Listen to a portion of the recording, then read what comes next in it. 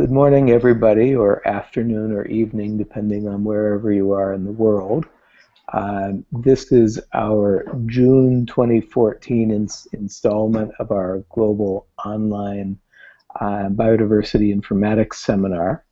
I'm very happy to welcome Dr. Roderick Page as our speaker. And I'll give you just the slightest of introductions in just a moment. For the moment, though, I will let you know that next month, which will be the 31st of July, because we do these on the last Thursday of each month, next month, I believe I will be doing the seminar. A couple of people have asked me to do essentially a series of updates on niche modeling methodology and what we've learned in the last several years. So you'll have to put up with me or not tune in for next month. But for the moment, we have something much better. Dr. Page is a professor at the University of Glasgow. He is the chair of the GBIF Science Committee. I've known of his work for essentially as long as both of us have been out of graduate school with respect to phylogenetics. And now I bump into him again in the world of biodiversity informatics, and his work has always been quite exciting in both fields. So I'm very pleased to have the occasion to sit down and listen to his work for an hour. So Dr. Page, thank you very much, and I will turn the controls over to you.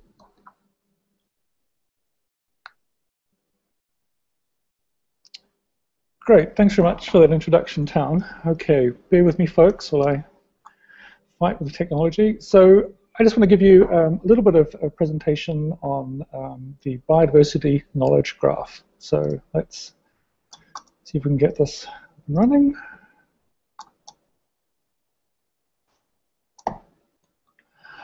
Okay, so the title of this talk is Building the Biodiversity Knowledge Graph. I'm going to sort of introduce this idea, talk a bit about the motivation for the biodiversity knowledge graph, and some of the kind of things I imagine we could do with it once we have it. For background, if there's something that appeals to you in this talk, you can follow up on my blog, which is down the bottom of the slide, iphilo.blogspot.com. And there's also, you can follow me on Twitter if you want a slightly more ranty view of this discussion. Okay, so let's start with something which is, I guess, a bit of a cliche now, but it's one of my favorite quotes. It's from Donald Rumsfeld, former US Secretary of Defense. And in a press conference during the Iraq War, he gave this amazing summary of his view of knowledge. And basically, he said there are known knowns, things that we know that we know. There are known unknowns, things that we now know that we don't know. But there are also unknown unknowns, things that we do not know we don't know. And it's kind of bizarre, quite deep quote, I think, in a way. But from my point of view, there's one category that Rumsfeld missed out. So here's a box of the things that we know, or the things we know we don't know. The bottom right-hand side is the thing Rumsfeld was talking about as the unknown unknowns. But in the bottom left, there's a category that I think is really important, and it's the one that he didn't mention. It's the unknown knowns. So what on earth do I mean by that? So to put it in a slightly less Rumsfeldian framework, it's the things that we don't know that we know. So essentially it's the argument that we've accumulated over the last 2.5 centuries a colossal amount of information about biodiversity, but we're not always completely aware of all that information. So this is the stuff that we know, but we don't actually know that we know it. Okay, let me try and make that slightly clearer with an example. So this is a favorite example of mine. It concerns an ant called Mysotarsus insularis. Here's a picture of a worker here.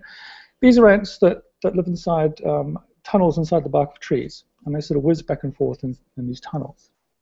So let's imagine you were curious about this ant and wanted to find out what we knew about it. So for example, you might go to GenBank and say, has anybody sequenced this ant? So when I did this the first time, I put in the name of the ant and went to GenBank, and is a bit disappointed because GenBank says it didn't know anything about this ant at all, which is a bit unsatisfactory. Now, if you keep sort of Googling around, you'll find various things. I came across AntWeb, wonderful resource about ants, and it says, yes, I know a bit about this ant. And here, for example, is a specimen of the species called KCent and various numbers after that. So we're getting somewhere. If you then search on that specimen code, you'll eventually come across various things, including a paper which was on DNA barcoding of ants. And in this paper, in fact, in an Excel spreadsheet attached to the paper, it mentions that specimen from AntWeb and a curious sort of combination of letters, DQ176312, that some of you may recognize as a GenBank accession number. So you go to GenBank with DQ176312 and you discover, this is a DNA sequence. And GenBank says it's a DNA sequence from something called Melissatarsus spa BLFM1. So what that means is that this thing, Melissatarsus spa BLFM1, is Melissatarsus insularis.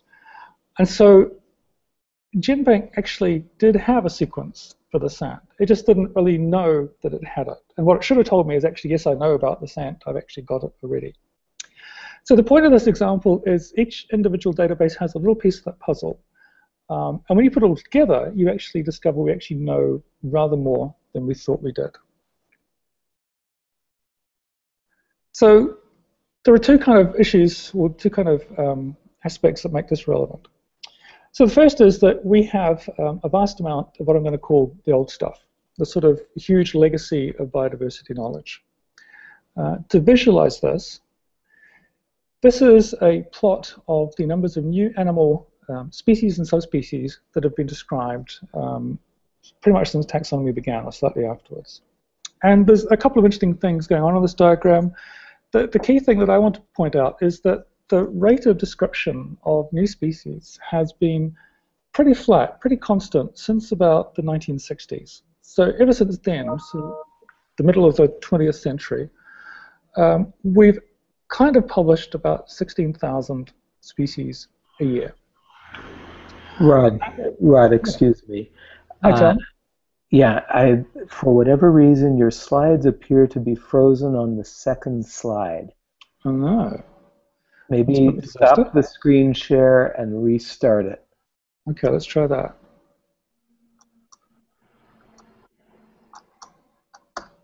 Bear with us, folks. Okay.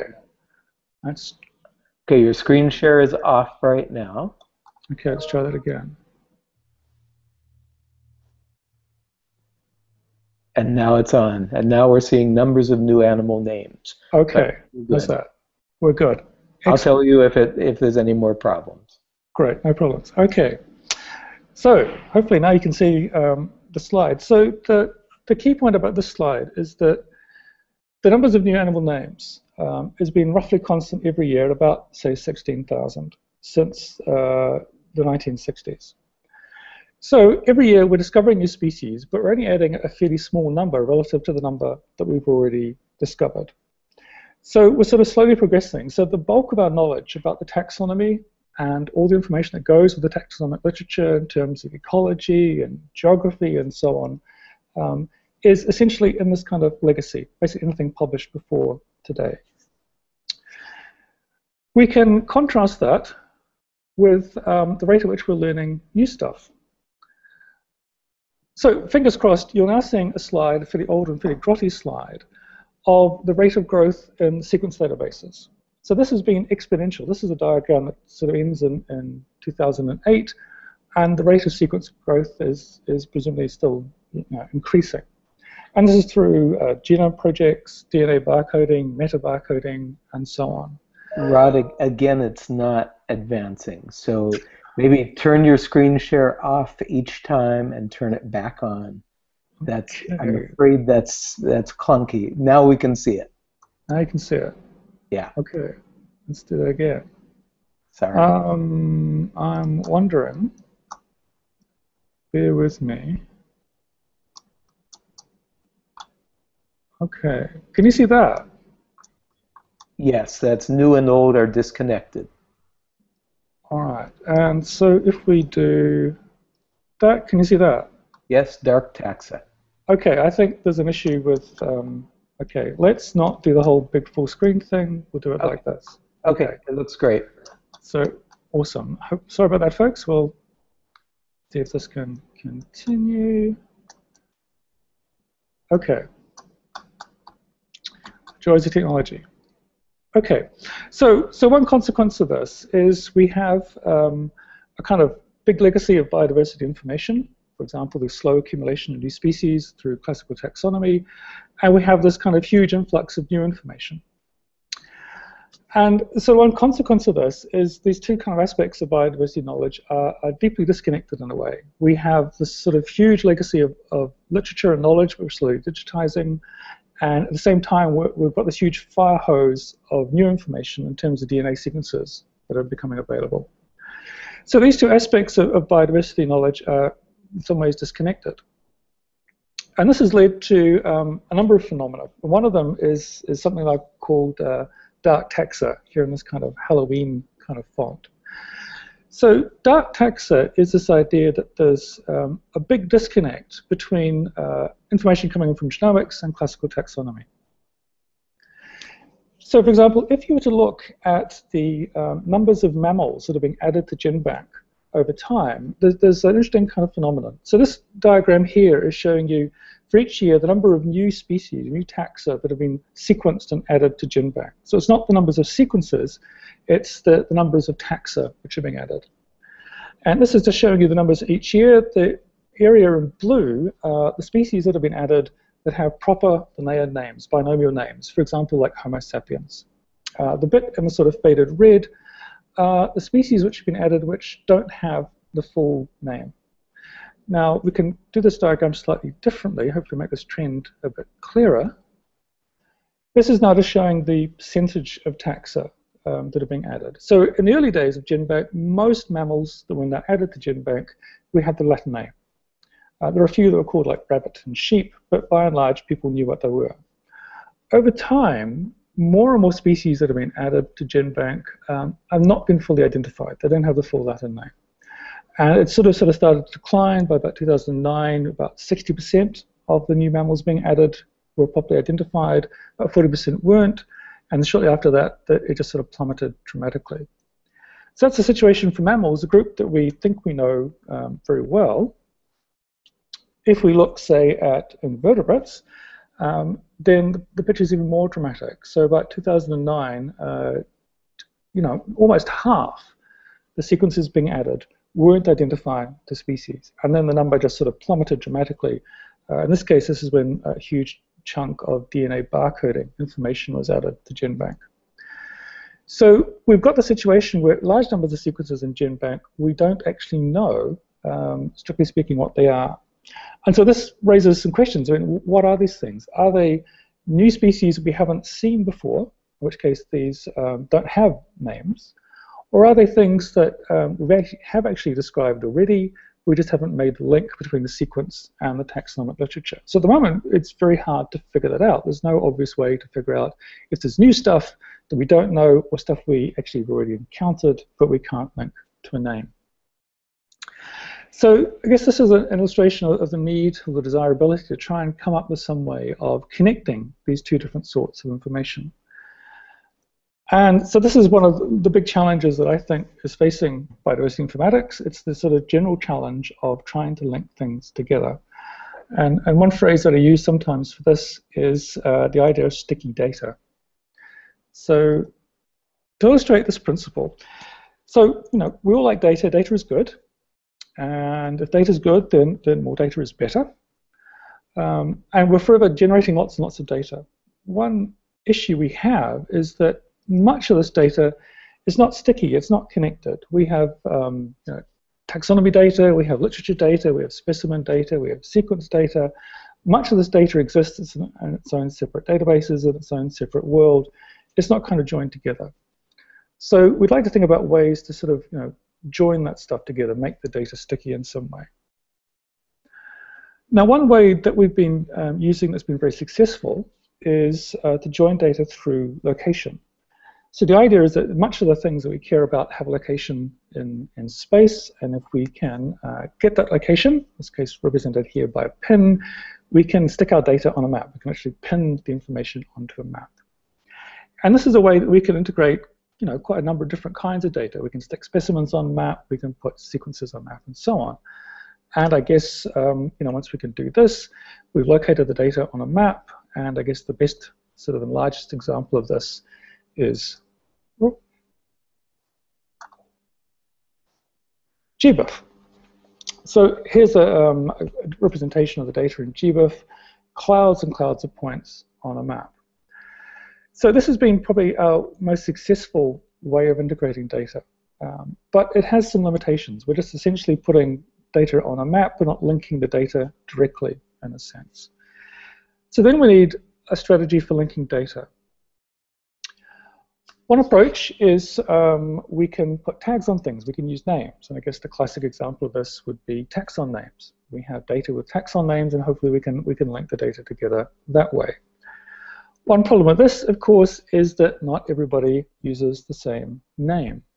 So we can have names that are in different languages, we can have synonyms, and so on. You just have to think of the different names for the same taxon, or even if we're trying to build a database of authors. People have variations in spelling, the name may change for various reasons, or the name may be different in different languages.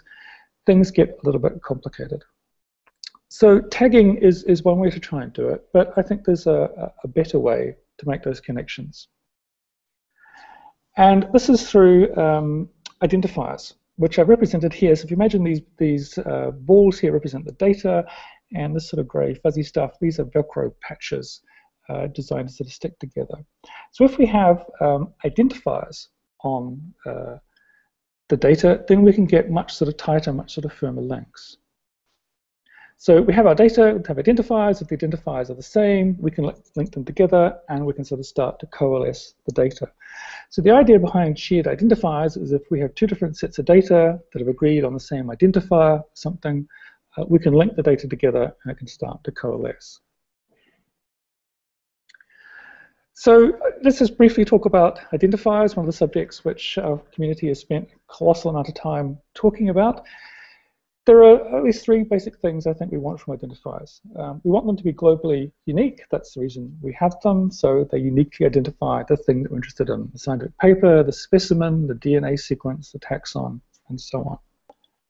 We'd like these identifiers to be resolvable for both humans and for machines. And I'll give you an example of what I mean by that shortly. So we have an identifier, we can get some information about the thing that the identifier identifies. That by itself is useful but not enough. The final thing we need to do is we need to sort of use other people's identifiers to link things together. So let's just talk a little bit about what I mean by resolvable. So this idea of resolvable and being human and machine readable, we're in many ways really kind of familiar with this idea already in the real world. So if you have a credit card or a bank card, you have a piece of plastic that is both human readable and machine readable. So if you need to give somebody your credit card number, so you're ordering something over the phone, you have to be able to read it, and it's there on the card, and you can read off the numbers. If, however, you want to get some money out of a hole in the wall, a cash machine, then you're going to stick that bit of plastic into the machine, and the machine reads it.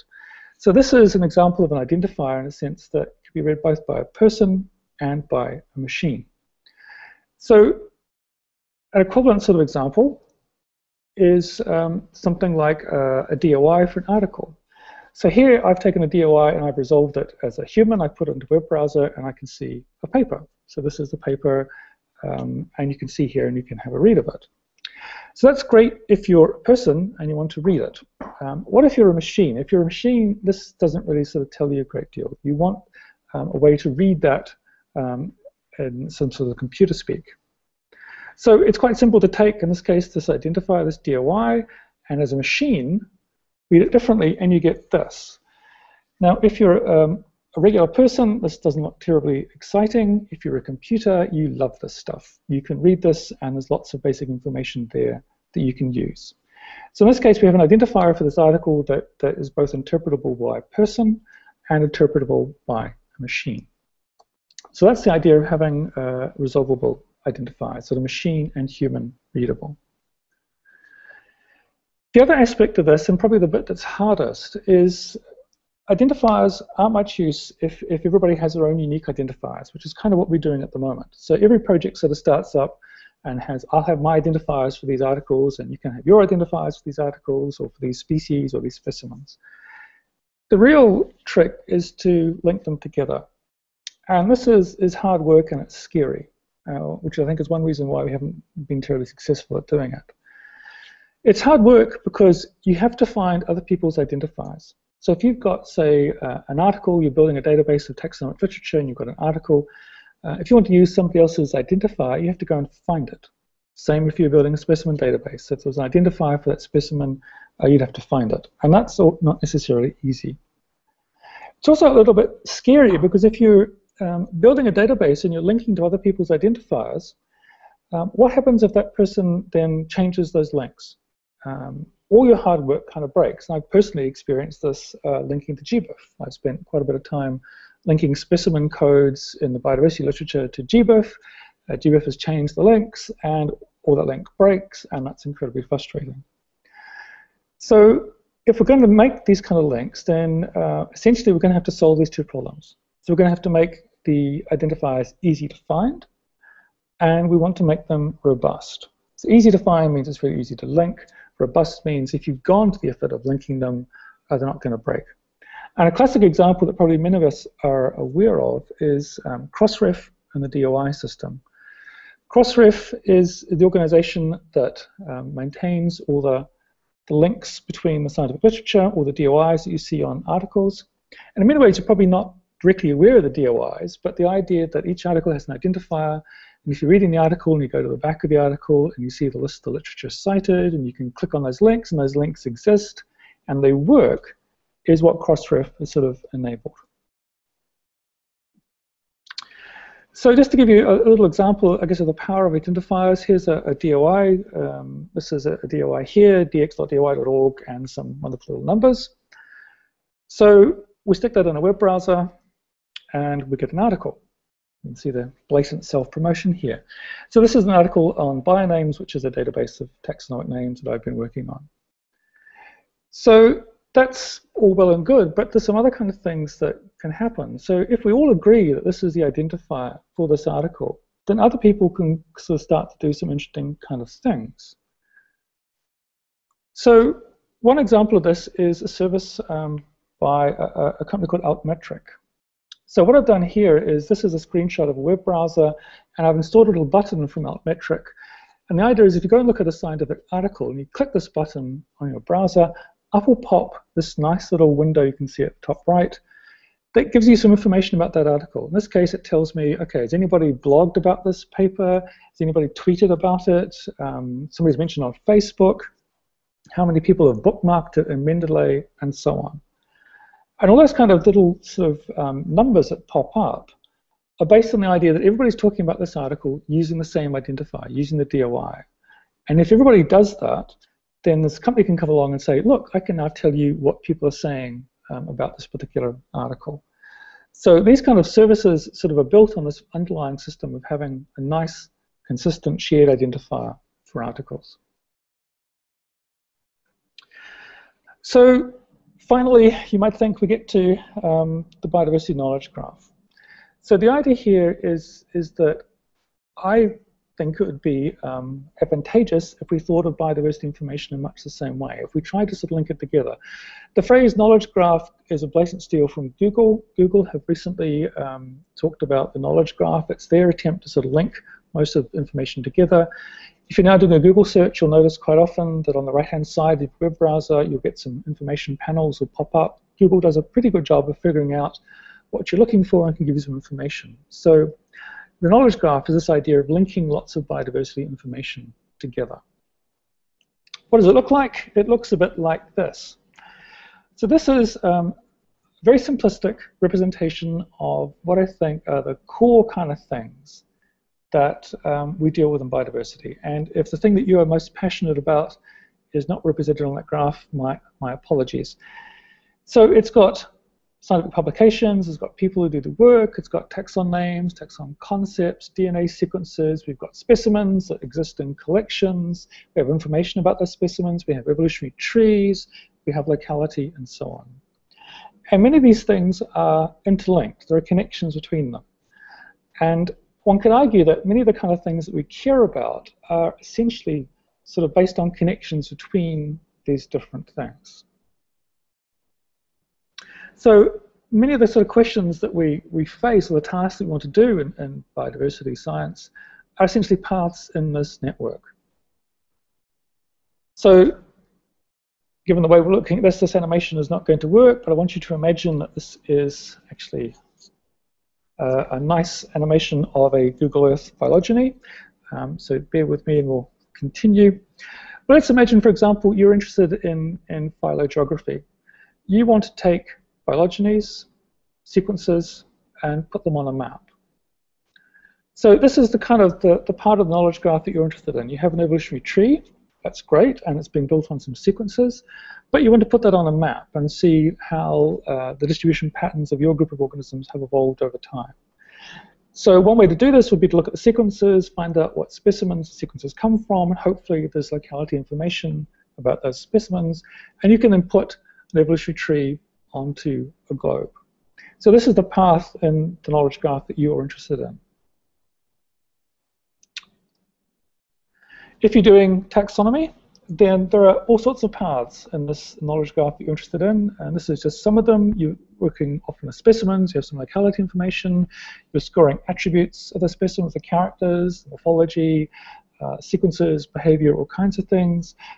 You're looking at taxonomic names, you're browsing through the taxonomic literature to find out what people have said before, and you're building some sort of notion of what these taxa are.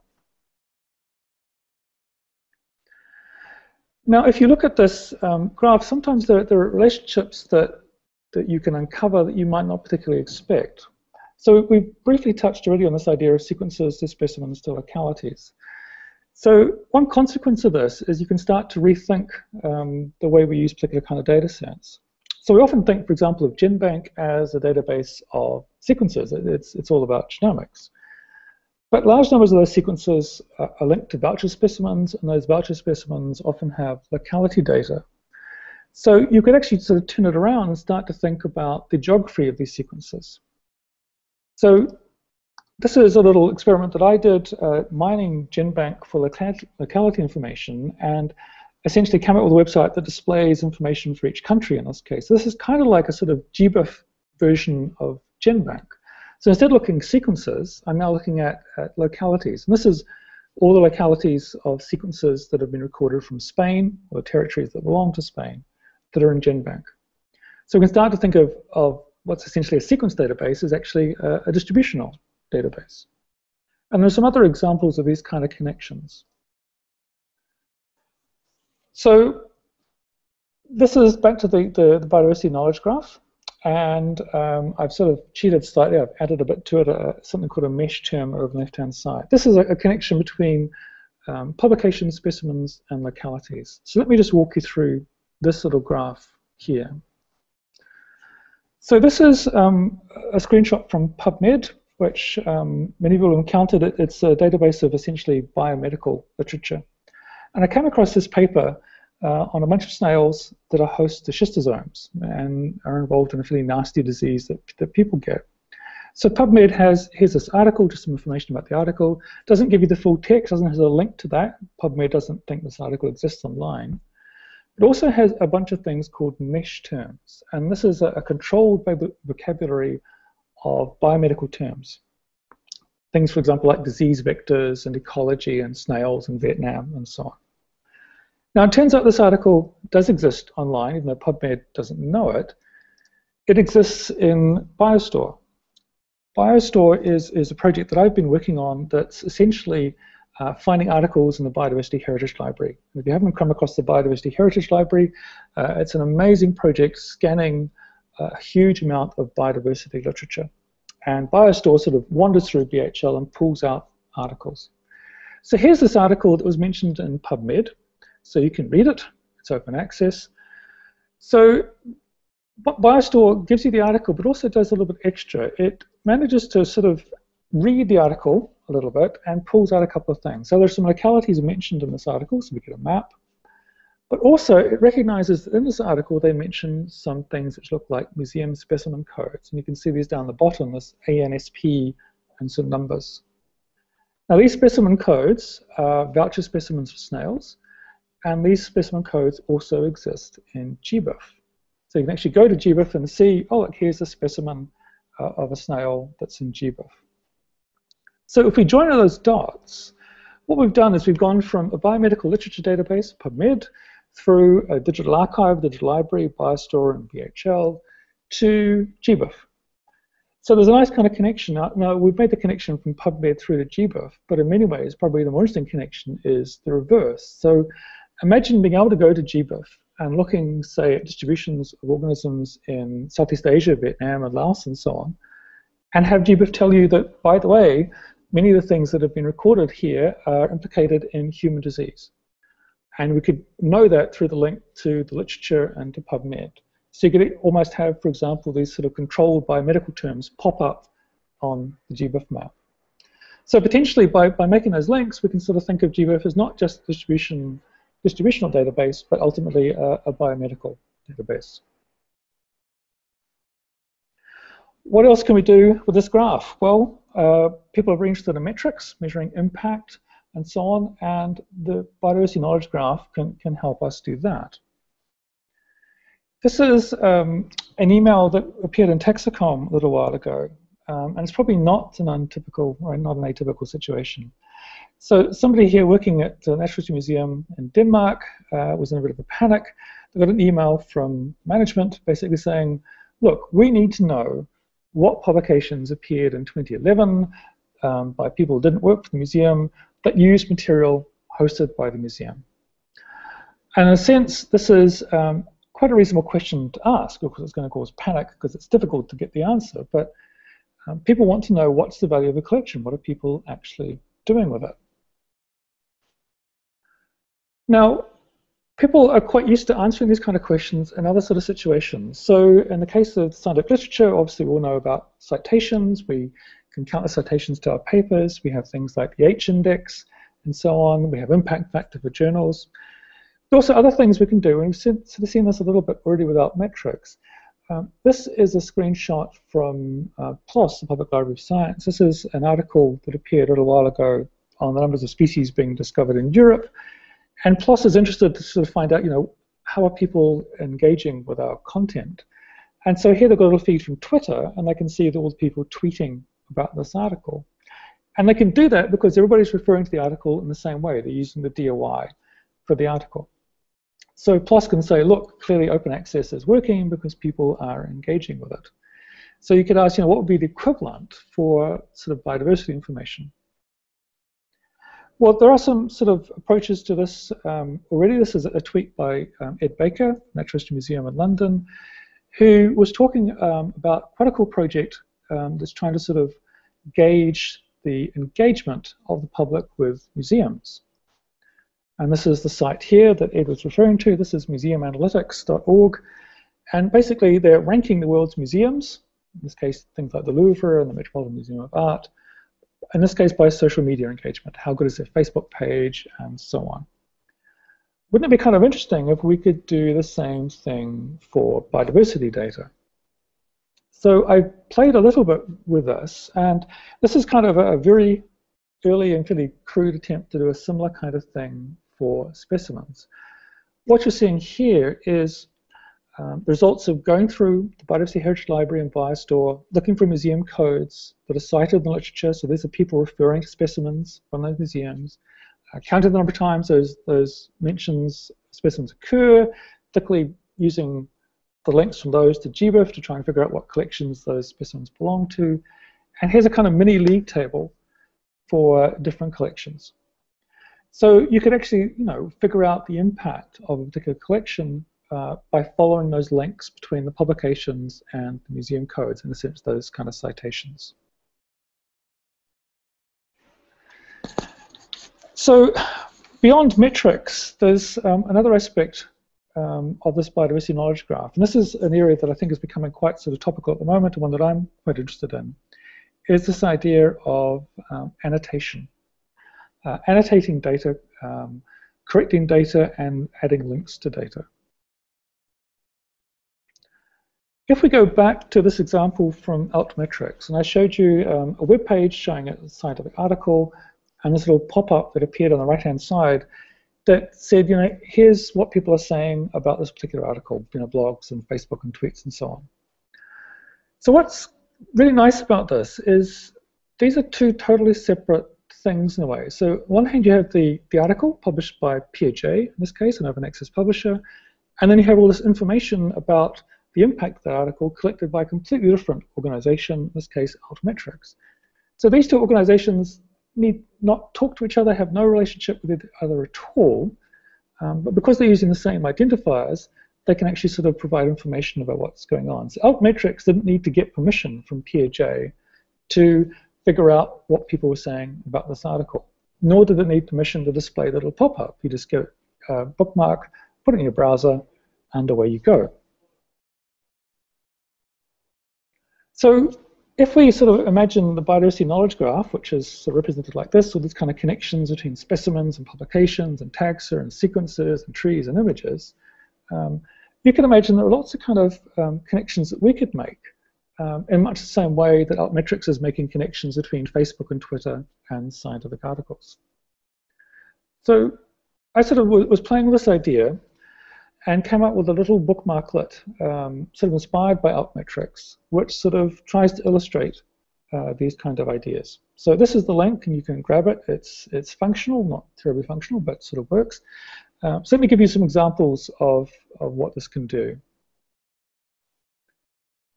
So for example, this is EOL, the Encyclopedia of Life.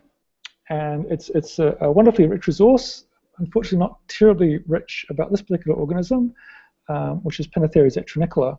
I'm deeply gutted by the fact it's not very rich about this animal, because this is my first scientific paper ever was the description of this species. So what EOL doesn't tell us is that it doesn't give you a link to the original description of this crab. So the little bookmarklet that I've developed, if you had that in your web browser, you could click on the bookmarklet, and it would recognize this as an EOL page, and up would pop this little thing here, which says, oh, I know about this. This species was described in this publication here, published in the New Zealand Journal of Zoology, way back in 1983.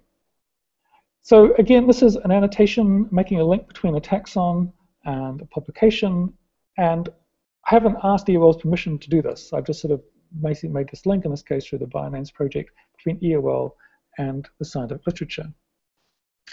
We can do the reverse link in a way. So this is the web page for that article, and it's hosted by Taylor and Francis. They own all the articles from New Zealand Journal of Zoology. Now, if you went to a scientific article like this, it'd be great to figure out, you know, what does this article tell me? Has it, for example, published any new species? And you can kind of read it and sort of figure out maybe somewhere it does, but if we have a little annotation bookmark like the one I've shown you, you click on it, up it says, oh look, I know about this article because I recognize the DOI, and look, it's published this name here, Pinnatheres etrinicola. And again, this has been done entirely independently of Taylor and Francis. I didn't have to go and talk to them and sort of negotiate with them about how you might add this extra information to their journal pages. You can imagine that'd be quite a complicated discussion. Because we have these shared identifiers, we can make the links, and up pops this annotation. Final example, this is GBIF, again another wonderful resource. This is the web page for a bat genus called mops. And quite often GBIF has pictures of the species, in this case not, so it's looking a bit barren. Can we sort of embellish this or add to this in any way? Well, it turns out that the bookmarklet realizes this taxon in GBIF is linked to one in EOL, and here it displays some pictures of this bat from Encyclopedia of Life. And again, we don't have to sort of ask permission from GBIF or EOL to do this. We can make those kind of connections. So Annotation is a big topic at the moment, and my worry in a way is that I think people are viewing annotation in a very kind of narrow sort of way. So typically we sort of think we have data, and people are obviously looking at data a lot, and they might see that there's a problem with it. Many people, for example, go to GBIF and discover that there's one dot on the map that's in the wrong place. So the idea is we have data and we want to annotate it by basically saying, there's a problem here, please fix this. And it's kind of like sticking sticky notes onto the data saying, fix me, and hopefully somebody will do that. And there are some very sophisticated ways of doing that. This is vertnet.org's use of GitHub as a way to annotate data. So you can annotate data that's in vertnet and have quite a detailed log and discussion of how that particular error that you may have discovered in the data is being fixed. So that's one view of annotation. It's trying to fix mistakes or flag mistakes in data. But I think there's a richer and deeper way to think about annotation that isn't just putting sticky notes on bits of data. We can actually think of annotation as one part of the way that we can construct this biodiversity knowledge graph.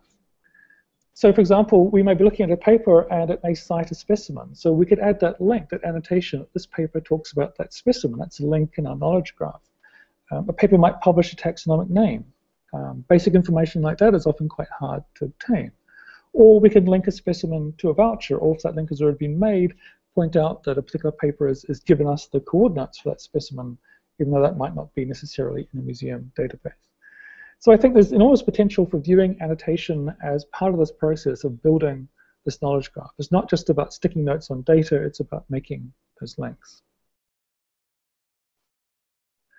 So I guess this is what I'm hoping that we can think about constructing, as this kind of linked network between all these different aspects, bits of information that comprise the biodiversity knowledge graph. So the end is in sight. So hopefully by this stage you've kind of thought, okay, this biodiversity knowledge graph seems like a cool kind of thing. Yes, it'd be great to have all this data linked together so we can walk through it and connect it. But if it's really that cool, how come we don't have it already? And that's a very good question.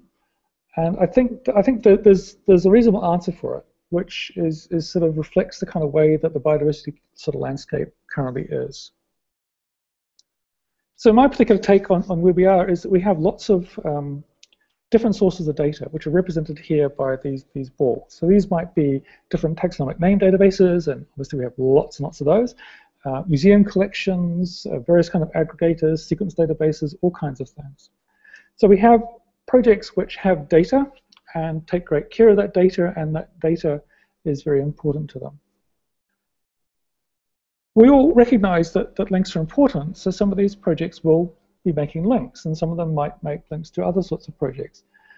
But many of these links are quite tentative. They may be the kind of, instead of actually linking directly to an identifier, they might link to a search term. So quite often you'll discover that what a link actually is not a link to an identifier or a page in a different project or website. It's a link to a query that then sends you off and you can sort of query and maybe find something. So we have a kind of fairly tentative attempt to build these links between the different kinds of data. What I think we really want is this, lots of kind of deep, robust connections between different kinds of data in the biodiversity landscape. And I guess my particular view is that building this is going to be a fairly major challenge. And it's also going to involve maybe rethinking things a little bit. So I think what we need is a project or an entity or organization, in a sense, whose primary focus is the link. So the individual data providers need to fade out of the picture a little bit. What we need is an organization for whom the links are everything. So if you can have a bit of data, managing that data is your primary concern. Yes, you want to link it, you want to distribute it, but that data is everything. So you imagine, for example, a museum collection, it's the collection which is of primary importance. What would be nice would be something for whom the links are important. So if we go back to the example of DOIs and the academic literature, for Crossref, the links between the articles are everything. If those links disappear, Crossref disappears. It has no value. So what we don't have in biodiversity is an organization or entity for whom those links are the most valuable thing. So I guess that leaves us with the open question, I guess, which you may want to ponder. Certainly I ponder it a lot, is who, or perhaps what, is going to build this biodiversity knowledge graph? Thanks very much for your time and attention, and I'm sorry for the technical hiccups. And now let's see if we can see town again. I think you can. Oh, I can see you. As soon as you We're let back. your screen. There we go. Well, thank you very much, Dr. Page. That was quite interesting. If we have questions from our audience, send them to me. But that does usually entail a little bit of delay in those questions getting to me. So I'll ask a question. Okay. Which is to say, I like this a lot. It speaks to a paper that, or a suggestion that a bunch of us put out a few years ago, basically challenging the field of biodiversity informatics to build these linkages. And essentially saying, okay, it's very interesting to do essentially individual things, build a phylogeny, for example. But our feeling was that the real innovations are when you link between worlds. And one of the things we pointed out, and getting around to my question, one of the things we pointed out is that in biodiversity informatics so far, what really has happened is that the few linkages that do exist have driven the research priorities. So for example, you start making specimen data with georeferences available. There's one of those tiny linkages. And people do a lot of research with that. They make niche models and things like that. And that seems to me to be a very bad way to design a research program. So I was just wondering if you could comment on, is the tail wagging the dog, or can the dog take control of his tail again?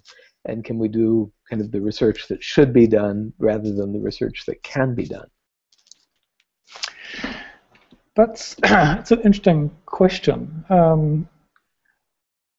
I guess the people doing niche modeling will probably argue that that's actually, a valuable thing to be doing, and that georeferencing has enabled that. So yes, I think we often do the kind of research that it's possible to do, and the research that is difficult to do doesn't get done. And I think what's tended to happen is that people who want to do slightly different research often get sort of submerged in those kind of details. As indeed, I mean, in a sense, my interest in biodiversity informatics came about through the inability to do the kind of research that I wanted to do. I've been involved in things like supertree projects where, in fact, I had one PhD student who spent most of her entire PhD collecting phylogenies from the literature and putting them into a database because there was no database of evolutionary trees. So I guess, so then the issue becomes, what's the incentive to generate those kind of databases that people might use? And I think that's a major challenge. So to create, like a database of evolutionary trees, that's a really great thing to do, and people have made various attempts at it. But most people actually want to build phylogenies to answer particular kind of evolutionary questions rather than be the person who sacrifices their career to make the database of trees. I think that's a superb point, which is that sometimes doing these sorts of linkages that you're speaking to is such a massive job that you get all gray-haired and eventually end up, feet up in the air and 6 feet under before you can do the interesting research. I have one question from our audience. This is from Luis Escobar, who's a Guatemalan doctoral student. And Luis is very simply asking if you would mind making available a PDF or PowerPoint copy of your presentation, just so they can follow along in greater detail. Sure. I'll put them up on SlideShare, and put a link out on Twitter and Google+. Wonderful. Okay. Well, with that, I'm not seeing further questions. I think our audience is being shy today. So I will simply say thank you very much. Very interesting presentation, and I'm much obliged to you for your time, Dr. Page. You're most welcome, Town. It was great fun. Good. Thanks again. Okay, cheers. Take Bye-bye. care.